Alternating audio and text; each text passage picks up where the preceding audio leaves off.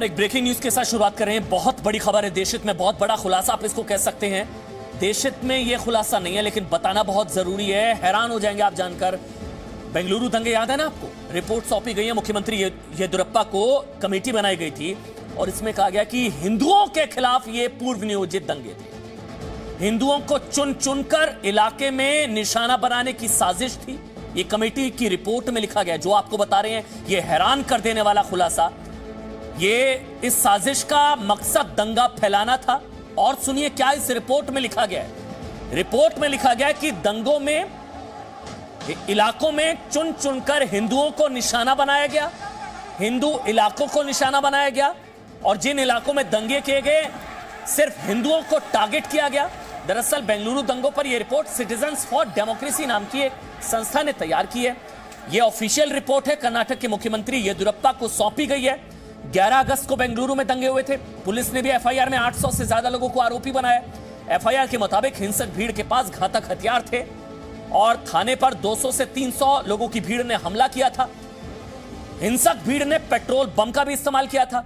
FIR से साफ हुआ था कि कैसे पूरी हिंसा न सिर्फ प्री प्लान थी बल्कि दंगा फैलाना ही उनका मकसद था। और इसमें दो बड़ी बातें हैं, बहुत ध्यान से सुनिएगा। बहुत बड़ा खुलासा। बेंगलुरु दंगा नंबर 1 पूर्व नियोजित था, प्लान्ड था। तो ये जो कहा जा रहा था कि नवीन के फेसबुक पोस्ट से अचानक से दंगा हो गया था, वो थ्योरी खत्म हो गई। ये पूरा प्री प्लान्ड सुनियोजित दंगा था, बेंगलुरु का दंगा। नंबर 1। नंबर 2 जो दूसरी बात, हमारे साथ जयपाल जी ने संवाददाता जयपाल इस वक्त लाइव जुड़ चुके हैं। जयपाल, दो चीजें समझ में आ रही हैं। एक फेसबुक पोस्ट से नवीन के अचानक से दंगा, अचानक नहीं, ये प्री प्लान्ड था, पूर्व नियोजित सुनियोजित दंगा, नंबर 1। नंबर 2, इसमें यह भी बात की गई है कि हिंदुओं को डराना मकसद था, इलाके की डेमोग्राफी बदलना मकसद था, डेमोग्राफी बदलना मकसद था। ये रिपोर्ट में है जयपाल। जी बिल्कुल, देखिए जो कमेटी की जो रिपोर्ट है उसने बड़े साफ तौर पे कहा है कि ये जो दंगा था ये पूर्व नियोजित था, यानी ये इस तरह का दंगा किया जाना है ये तय था। और इस चीज की जानकारी ना सिर्फ दंगा करने वाले लोगों को थी बल्कि वहाँ के स्थानीय लोग, जो उस इलाके के लोग थे, उनको भी मालूम था। और यही कारण था कि लोग वहाँ पर इस दंगों में उन्होंने पार्टिसिपेट किया। एक बात। दूसरी बात, इसका जो मकसद था उसके मूल रूप से 2 मकसद बताए गए हैं। पहला मकसद ये बताया गया है कि दरअसल उस इलाके के अंदर की डेमोग्राफी को चेंज कर देना।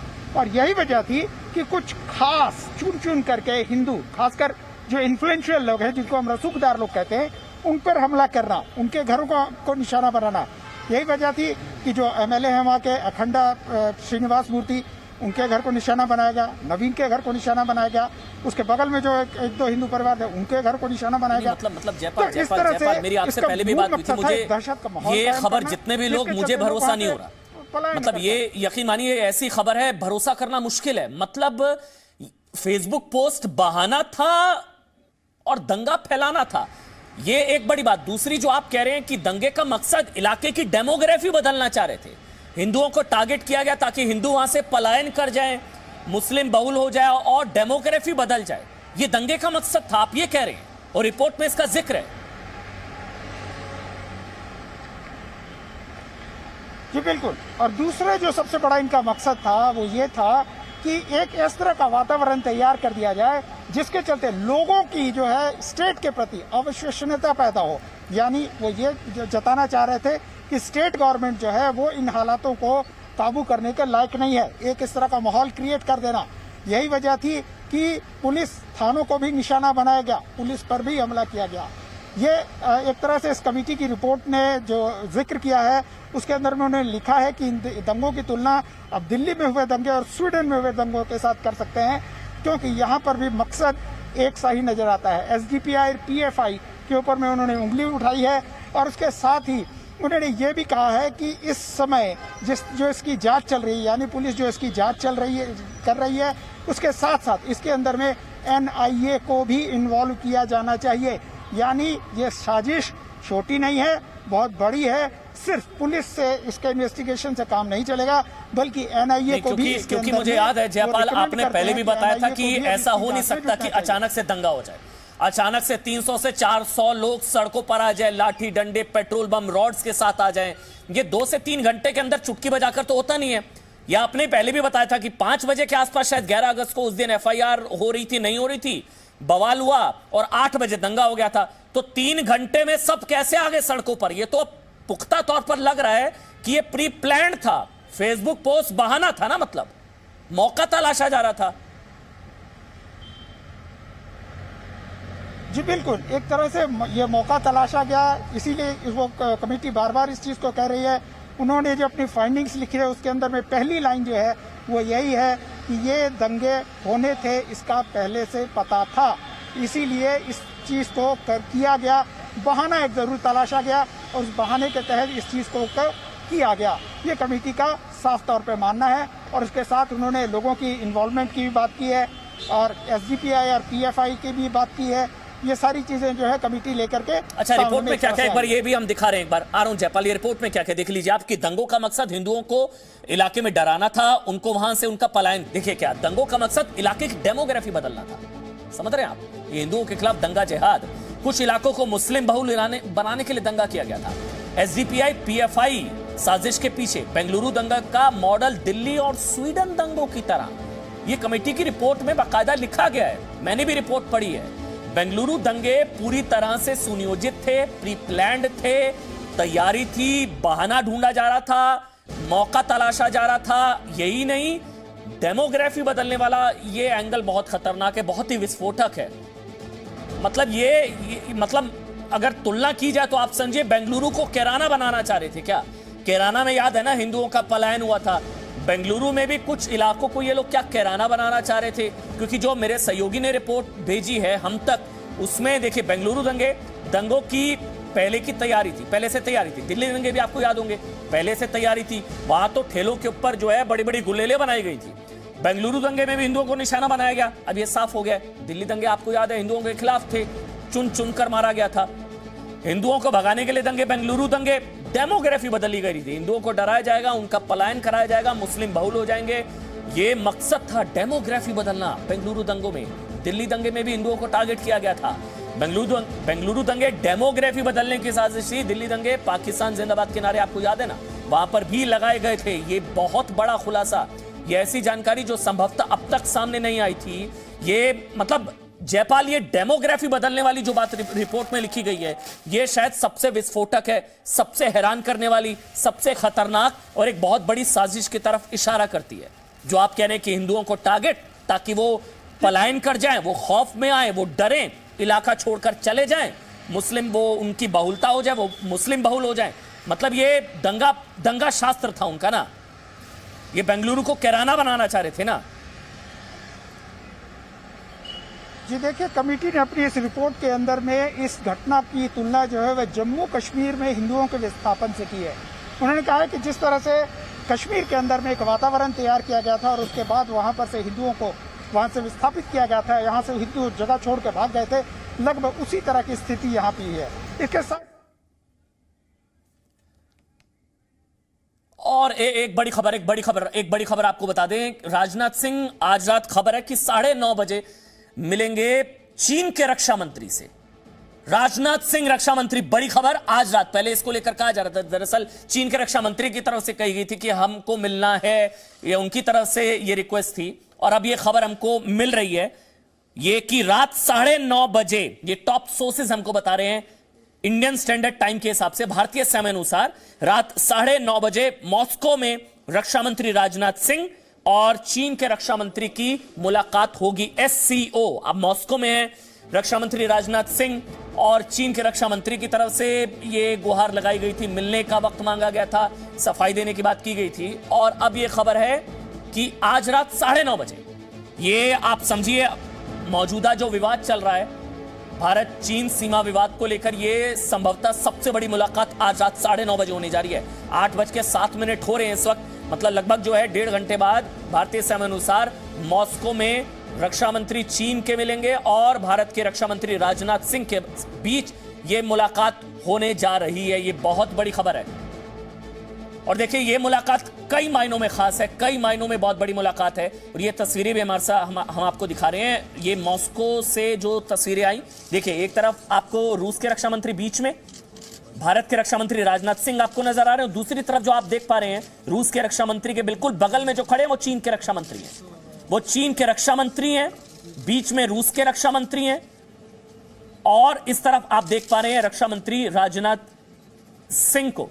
अच्छा देखिए, अब इस तस्वीर में एक तस्वीर भी छिपी हुई है, आप उसको डिकोड करेंगे।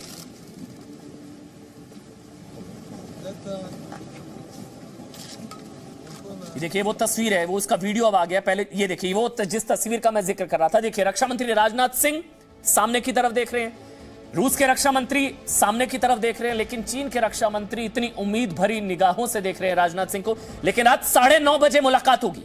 रात 9:30 बजे चीन के रक्षा मंत्री और भारत के रक्षा मंत्री राजनाथ सिंह की मुलाकात रात 9:30 बजे। ये वो तस्वीर भी हमारे पास आई है, और लगातार हम आपको कह रहे हैं कोई भी बड़ी खबर नहीं छूटेगी। कोई भी बड़ी खबर जैसे ही आएगी तुरंत देशहित में हम आप तक पहुंचाएंगे, क्योंकि यह खबर देशहित से जुड़ी है। यह तस्वीर जो आप देख रहे हैं, इसमें रूस के रक्षा मंत्री और भारत के रक्षा मंत्री आपको नजर आ रहे हैं। इस वक्त राजनाथ सिंह आपको नजर आ रहे हैं, रक्षा मंत्री। और देखिए ये वो तस्वीर जिसका मैं जिक्र कर रहा था कि तस्वीरें बहुत कुछ कहती हैं, बहुत कुछ मायने रखते हैं। आप देखिए चीन के रक्षा मंत्री राजनाथ सिंह की तरफ देख रहे हैं, आप देखिए ना, और बहुत ही उम्मीद भरी निगाहों से वो एक तरीके से देख रहे हैं कि मुलाकात का समय मांगा गया है, हमसे बात कर लीजिए। और आज बात होने जा रही है रात 9:30 बजे।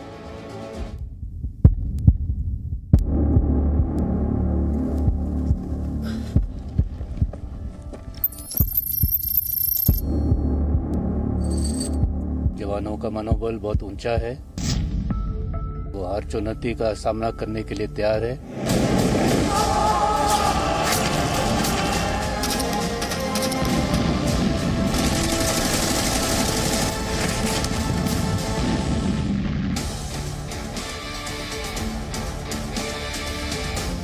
चीन के विरुद्ध ऑपरेशन ब्लैक टॉप को झांकी।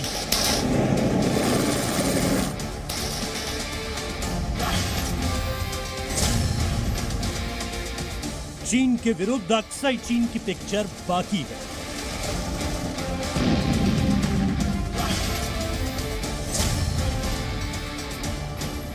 चीन के विरुद्ध हिंद की सेना का जोश हाय है।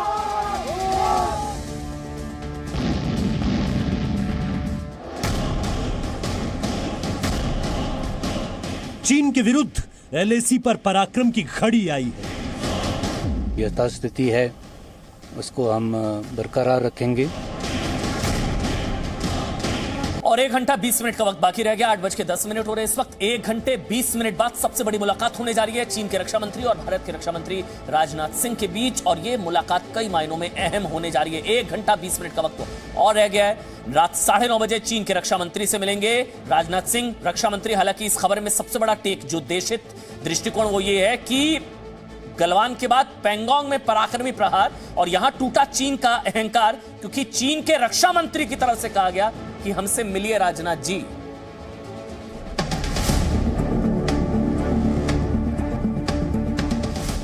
रूस से आई एक्सक्लूसिव तस्वीर। मॉस्को में भारत के सामने घुटनों पर चीन। रूस की राजधानी मॉस्को से आई यह तस्वीर बहुत ध्यान से देखिए। इस तस्वीर में आपको एक तरफ भारत के रक्षा मंत्री दिखेंगे, इस तस्वीर में आपको बीच में रूस के रक्षा मंत्री नजर आएंगे। इस तस्वीर में रूस के रक्षा मंत्री के ठीक बगल में देखिए चीन के रक्षा मंत्री वेई फेंगे खड़े दिखेंगे आपको। अब तीनों देश के रक्षा मंत्रियों की बॉडी लैंग्वेज बहुत ध्यान से देखिए। भारत के रक्षा मंत्री राजनाथ सिंह सामने की ओर देख रहे हैं, रूस के रक्षा मंत्री भी सामने की ओर देख रहे हैं। यहां मौजूद हर एक मेहमान सामने की तरफ देख रहा है, लेकिन इकलौते चीन के रक्षा मंत्री की निगाहें राजनाथ सिंह की तरफ है। इस तस्वीर को देखकर ऐसा लग रहा है जैसे मानो चीन के रक्षा मंत्री वेई फेंगे राजनाथ सिंह से गुहार लगा रहे हो कि राजनाथ जी कृपया एक बार तो हमसे बात कीजिए, कृपया एक बार तो चीन को सफाई का मौका दीजिए। मैं इतना यकीन दिलाना चाहता हूं कि भारत की 1 इंच जमीन को भी दुनिया की कोई ताकत छू नहीं सकती है, उस पर कब्जा नहीं कर सकती। रूस की राजधानी मॉस्को में शंघाई सहयोग संगठन की बैठक चल रही है। इस बैठक में हिस्सा लेने के लिए चीन और भारत के रक्षा मंत्री रूस पहुंचे हैं। यह तस्वीर रशियन आर्म्स फोर्स के म्यूजियम दौरे की है। हालांकि बाद में यह खबर आई कि चीन की कई गुजारिश के बाद आखिरकार भारत के रक्षा मंत्री राजनाथ सिंह चीन के रक्षा मंत्री से मुलाकात को तैयार हो गए। मॉस्को में चीन के अंतर्राष्ट्रीय बेइज्जती का यह दूसरा मौका है। रक्षा मंत्री राजनाथ सिंह इससे पहले मई के महीने में भी मॉस्को पहुंचे थे। विक्ट्री डे परेड कार्यक्रम में हिस्सा लिया था। उस समय भी चीन के समकक्ष को मॉस्को में कोई अहमियत नहीं दी गई थी। ब्यूरो रिपोर्ट, जी मीडिया। यह है नए भारत की ताकत, समझ रहे हैं आप। मॉस्को में हिंदुस्तान का दम पूरी दुनिया ने देखा। अब आपको लेह लद्दाख में भारतीय सेना की हुंकार सुनाने का वक्त आ चुका है। भारत के सेना प्रमुख जनरल मनोज मुकुंद नरवणे गुरुवार को 2 दिन के लद्दाख दौरे पर पहुंचे थे, लेह लद्दाख दौरे पर। आज उनके दौरे का दूसरा दिन था। लाइन ऑफ एक्चुअल कंट्रोल पर हालात तनावपूर्ण है। भारत और चीन की सेनाएं आमने सामने हैं। ऐसे में सेना प्रमुख ने LAC पर भारतीय सेना की तैयारियों की समीक्षा की।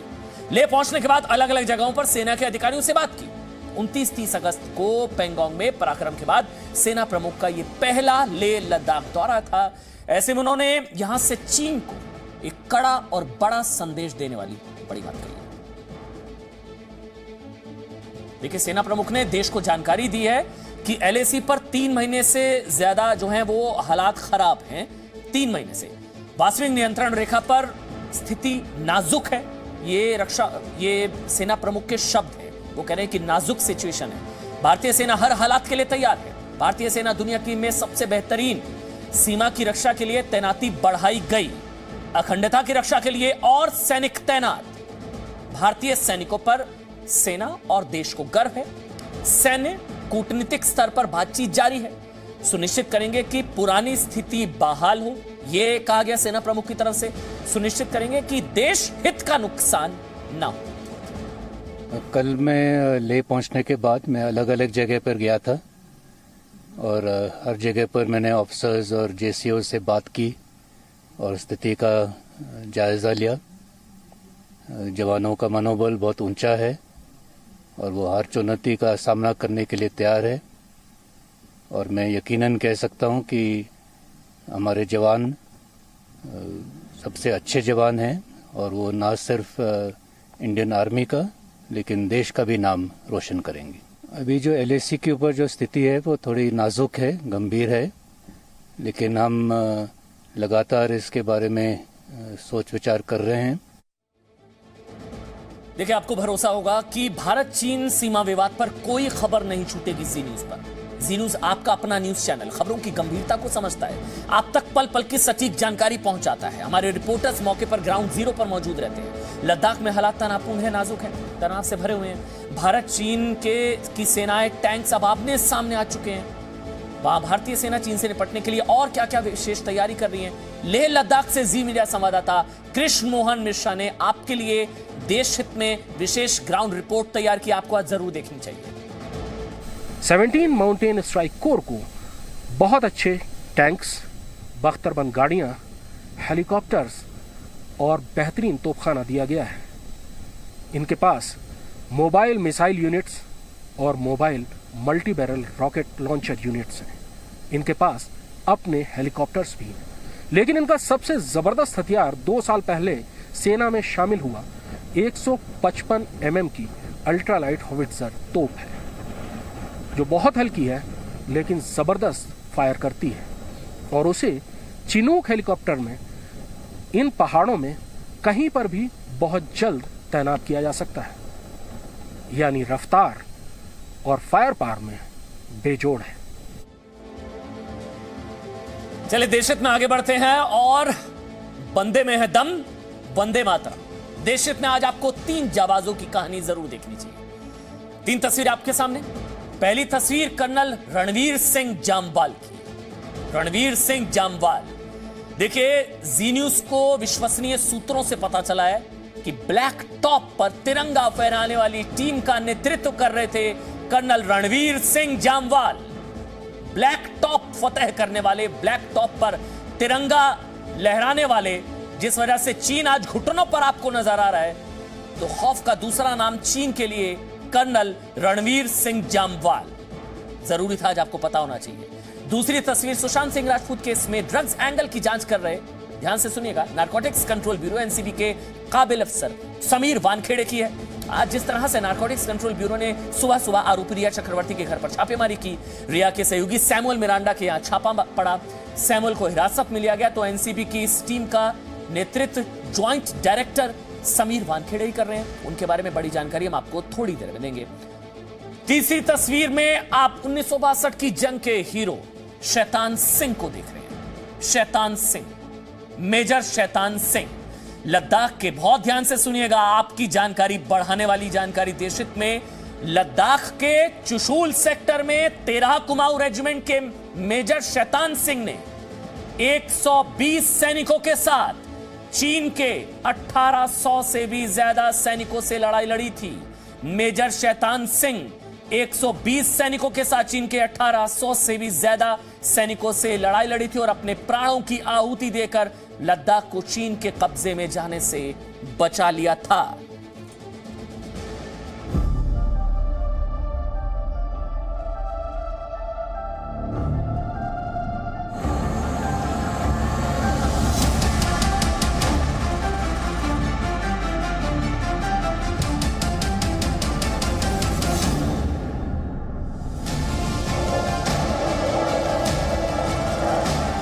पेंगोंग में पराक्रम पर जी न्यूज की एक्सक्लूसिव खबर।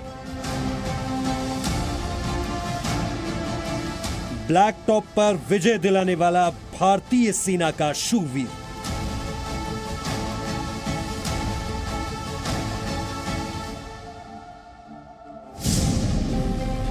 चीन को परास्त करने के लिए सेना का जिमी ही काफी है।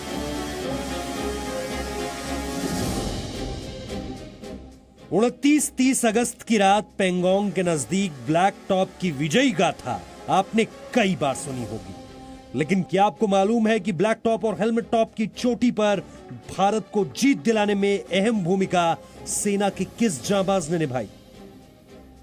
पेंगोंग के दक्षिणी किनारे की इन चोटियों पर चीन के सैनिकों की घुसपैठ को नाकाम करने और इन दुर्गम पहाड़ों पर तिरंगा फहराने वाली टीम का नेतृत्व मां भारती के किस सपूत ने किया?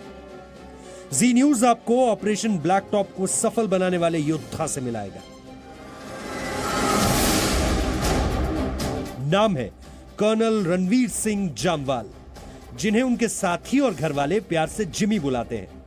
भारतीय सेना की जाट रेजिमेंट का हिस्सा हैं, जिनके नाम से कांपते हैं चीन के सैनिक।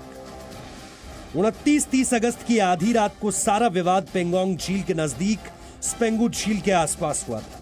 यहां से थोड़ी दूरी पर ब्लैक टॉप की चोटी है।